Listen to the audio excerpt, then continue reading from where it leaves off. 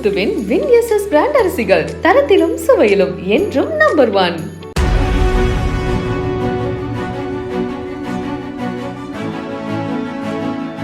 ராமநாதபுரம் மாவட்டம் கீழக்கரையில் உள்ள கிடங்கில் சட்டவிரோதமாக பதுக்கி வைக்கப்பட்டிருந்த சுமார் 700 கிலோ பதப்படுத்தப்பட்ட கடல் அட்டைகளை பறிமுதல் செய்ததுடன் சமூக சேவைக்காக விருது பெற்ற கிடங்கு உரிமையாளர்கள் முகமது அசாருதீன், முகமது நசருதீன் இருவரையும் போலீசார் கைது செய்தனர்.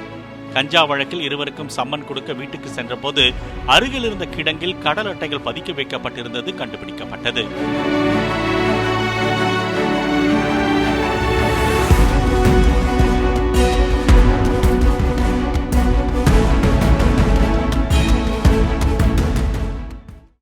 முத்துவின் வின்எஸ்எஸ் பிராண்ட் அரிசிகள் தரத்திலும் சுவையிலும் என்றும் நம்பர் 1.